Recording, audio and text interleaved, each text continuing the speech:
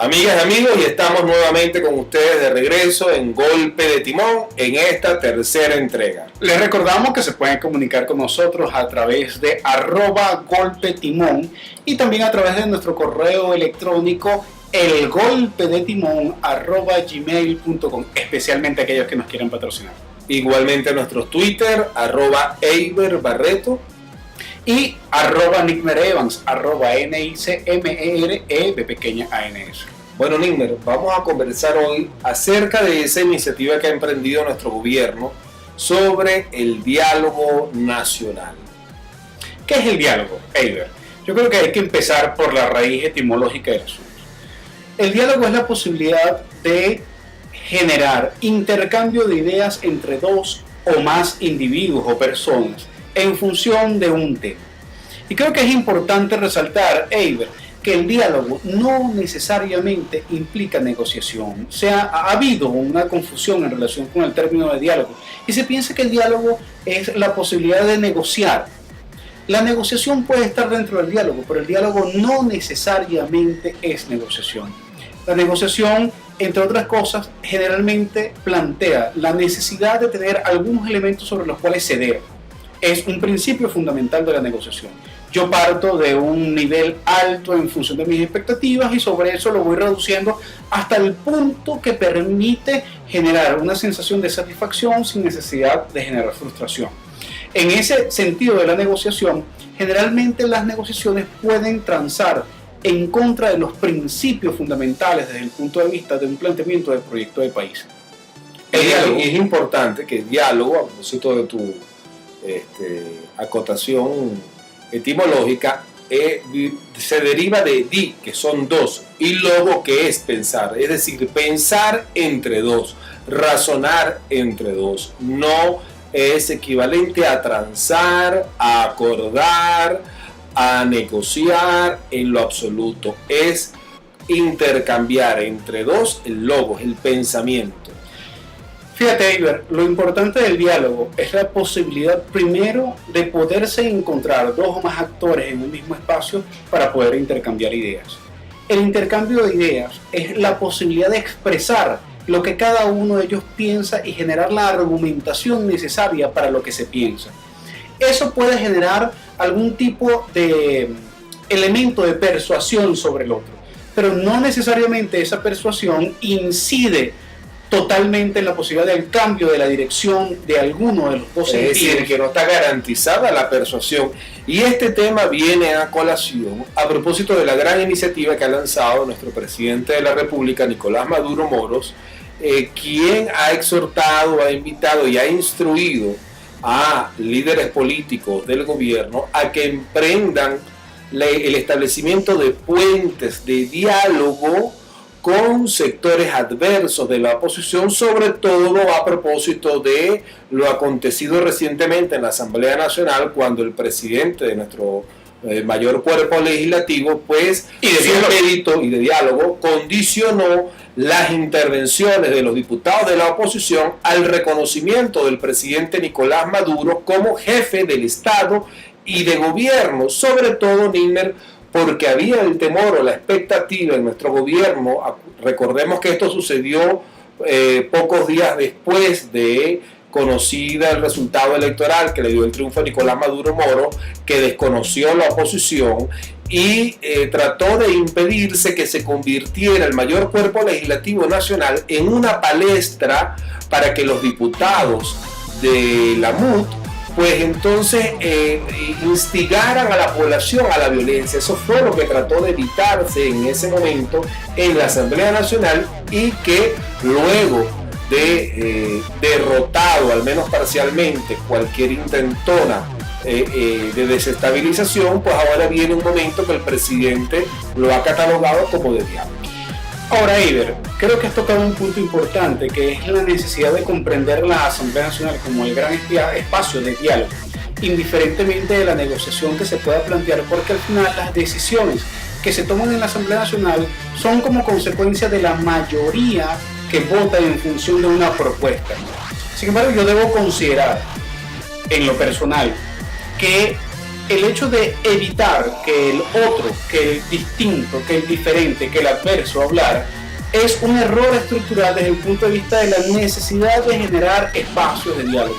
La oposición en el año 2005, Eiber, tomó la decisión de no dialogar cuando no participa en las elecciones a la Asamblea Nacional, queriendo con ello deslegitimar y debilitar el piso de sustento político del gobierno en ese momento. Sin duda había un intento de apostar a mediano y largo plazo a una deslegitimación del proceso revolucionario para generar una intervención política exterior. Ahora bien, sin embargo, no solamente ese elemento es un elemento relevante. Está sonando algo, voy a interrumpir un momentico porque es necesario apagar este teléfono. Bueno, lo cierto es, Milmer, que ese diálogo, que nos parece muy prudente y necesario, lo interesante es que nuestro gobierno pueda priorizar para qué dialogar y con quiénes dialogar, que tú acabas de publicar, por cierto, en recientes días, un artículo bien interesante que a mí particularmente me agradó mucho, donde cuestionabas pero a la vez proponías cómo direccionar ese diálogo que se ha emprendido desde el gobierno nacional. Hay dos sentidos del diálogo. Termino con la idea anterior. La Asamblea Nacional es el espacio de diálogo con las más profundas diferencias posibles, pero es el gran espacio naturalmente de diálogo. El hecho de no permitir que el otro, a pesar de que no reconozca la presidencia de la República de Nicolás Maduro como presidente constitucional, no dialogue, creo que es un elemento que hay que revisar pormenorizadamente. Hay que examinarlo, hay que ver la pertinencia en función de eso.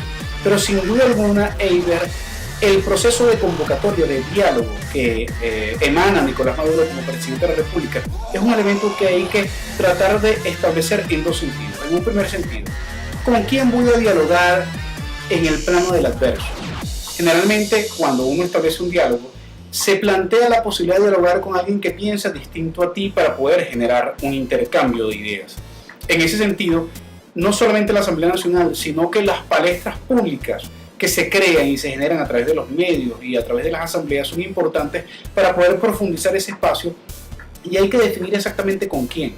Aquel que no está claro en la necesidad de diálogo, es imposible dialogar con él. Ahora bien, con un sector mayoritario de la oposición que está absolutamente dispuesto a dialogar y a escuchar ideas alternativas para poder generar resolución de conflictos, sin duda alguna que con ellos es que hay que dialogar. Pero en otro sentido, en el seno del proceso revolucionario, Eiber, también hay que dialogar, porque dentro del proceso revolucionario no hay una homogeneidad del pensamiento, hay una homogeneidad de compromiso y de lealtad. Y muestra de ello, que me parece una gran muestra, es que en contraposición a que los adversarios del proyecto chavista lograron una tarjeta única, que es la de la MUD, la Mesa de la Unidad Democrática, nosotros tenemos alrededor de 12 partidos aliados que concurrieron con tarjetas propias a la contienda electoral del 14 de abril, lo cual habla muy bien, Milmer, de esa diversidad, pero también habla de la exigencia que tiene el gobierno nacional de dialogar a lo interno con los representantes de esas 10 fuerzas políticas que respaldaron el proyecto del presidente Chávez a lo largo de estos 14 años y que llevaron a la presidencia finalmente a Nicolás Maduro Moro el pasado 14 de abril. Pero además, Eiber, aquellos que no se ven expresados necesariamente en una tarjeta electoral, pero que también son parte de toda esa pluralidad dentro del proceso revolucionario, también necesitan un espacio de diálogo. Entonces, ¿cómo pretender, Eiber, llegar a dialogar con el adversario si primero no hay una conversación, no hay un diálogo interno para poder homogeneizar criterios en función de la posibilidad de ese diálogo hacia afuera? Te lo planteo el no digamos homogeneizar, digamos que unificar, consensuar criterios que son tan importantes, porque recordemos que este proceso chavista forma parte o tiene como expresión el gran polo patriótico, que precisamente es un ejemplo ostensible de esa diversidad que alberga lo que ahora podemos decir propiamente es el chavismo. Eiber, ¿cómo plantearnos dialogar con el sector adverso sin antes no poder cohesionar la necesidad de espacios de diálogo para poder generar esa percepción de puntos unificados que permitan dentro del proceso revolucionario, socialista, chavista, de izquierda, tener una postura única ante la posibilidad de generar una confrontación ante el adversario. Yo creo que es un elemento importante y relevante, Eiber, porque hay sectores plurales dentro del proceso revolucionario. Hay muchos opositores que dicen o que decían que uno de los elementos fundamentales del chavismo era el pensamiento único y el dictamen fundamental de la línea de arriba hacia abajo para poder entonces generar toda una dictadura de pensamiento, un pensamiento único. En ese sentido, es más que evidente que cuando se presentan diversas tarjetas para apoyar a Nicolás Maduro el 14 de abril y cuando en este momento estamos presentándonos ante la necesidad de generar un diálogo para acordar reglas de juego más que para negociar principios, la necesidad de esa cohesión interna es fundamental cuando necesariamente debe plantearse un espacio para el diálogo en función precisamente de esa cohesión. Y eso es bien interesante, Nimber, porque veamos como ejemplo la Mesa de la Unidad Democrática con su tarjeta electoral, pudiéramos muy bien asimilarla a la mesa única de la oposición, es decir, un esfuerzo por lograr amalgamar y homogenizar, en el sentido peyorativo de la palabra, la postura de la gente que adversa al gobierno, mientras que el chavismo, o llámese la Alianza Revolucionaria, al contrario, en vez de tener una postura única, tiene una postura diversa que se une, que es muy distinto, única a unida. Y en ese sentido yo creo que es una expresión bien ostensible el gran colorido de la tarjeta que usted digitalizó, que usted pudo haber votado por los Tupamaros, pudo haber votado por el MEP, pudo haber votado por el PSUV, pudo haber votado por el PC, pero todos ellos estaban engranados en una alianza que, por cierto, próximamente esperamos, y así se ha anunciado, que estas 10, 12 organizaciones que forman parte de la Alianza Bolivariana pasen también a tener representantes en el comando político de la revolución, que aprovecho para comentar, eso es político-militar de la revolución, esa es una instancia gubernamental, eso no tiene carácter constitucional ni aspira a tenerlo. Lo digo a propósito de los adversarios de nuestro gobierno chavista que tratan de legitimar esta instancia aduciendo que esta instancia no está contemplada en las leyes. Señores, es una instancia simplemente del gobierno que en este momento le toca conducir el país. Me hiciste recordar cuando el presidente de la República, Hugo Chávez Frías, el eterno presidente, convocó a la creación del Partido Socialista Unido de Venezuela. Hubo algunas matrices de opinión por parte de sectores opositores, adversos, que hablaban del Partido Socialista El partido único. El Partido Socialista Único de Venezuela. El partido único, efectivamente. Esa búsqueda del establecimiento de criterios de único, lo que trataba de inocular dentro del pensamiento venezolano, el sistema político venezolano, es la posibilidad de plantear un sistema en donde no existieran otros partidos, sino que solamente existiera un solo partido. Fíjate tú que a pesar de la visión de unidad del presidente de la República, Hugo Chávez Frías, sin embargo, partidos como el Partido Comunista, como el MEP o como la UPB, que se sumó pero después se desplegó, después se desintegró de esa visión del Partido Socialista Unido de Venezuela, mantuvieron su naturaleza y hubo diferencias dentro del proceso revolucionario. Hubo diferencias porque el propio presidente Chávez en su momento sí quiso conformar una fuerza política única, que era su aspiración, pero él mismo tuvo que ceder ante las grandes demostraciones de resistencia de que existía una gran diversidad. Incluso recordemos cuando el presidente Chávez pues arremetió contra el Partido Comunista y dijo que no iban a quedar más allá de los integrantes que podían caber en su Volkswagen rojito, y sin embargo el Partido Comunista no cedió y el presidente Chávez al final fue el que tuvo que ceder y reconocer, y por eso es que se crea la instancia del gran polo patriótico, porque él tuvo que admitir que no se podía restringir toda la expresión de todas las corrientes revolucionarias en una sola organización, cosa que yo creo que hoy en día agradecemos, sobre todo a propósito de las debilidades que ha venido presentando el PSUV. a quien incluso el propio Eleazar Díaz Rangel Nimmer recientemente, estos últimos días, el director de Últimas Noticias, ha invitado a que reflexione acerca del porqué de esos resultados electorales, en los cuales de los 7 millones que obtuvo Capriles Radonsky, alrededor de 4 a 5 millones provienen de las clases sociales D y E, lo cual cuesta entender si no es por comprender que la ineficiencia burocrática, la corrupción y esos mensajes distorsionados de nuestro gobierno revolucionario llevaron a que una ingente cantidad de personas muy legítimamente pues decidieran separar su apoyo de la candidatura chavista encarnada por Nicolás Maduro Moro y entonces la trasladaran a Enrique Capriles Radonsky. Concluyo con 2 puntos, Edgar, en este sentido muy pertinente en relación a lo que tú estás comentando. Primero, la humildad del presidente Chávez llevaba al punto de que, a pesar de sus planteamientos tajantes por la calle del medio, con convicción, él podía no solamente rectificar, sino reconocer el hecho de que quizás un planteamiento inicial debía ser modificado y debía ser transformado para poder mejorar el planteamiento en su profundidad, comprendiendo la realidad sociopolítica y socioeconómica de nuestro país. Eso por una parte.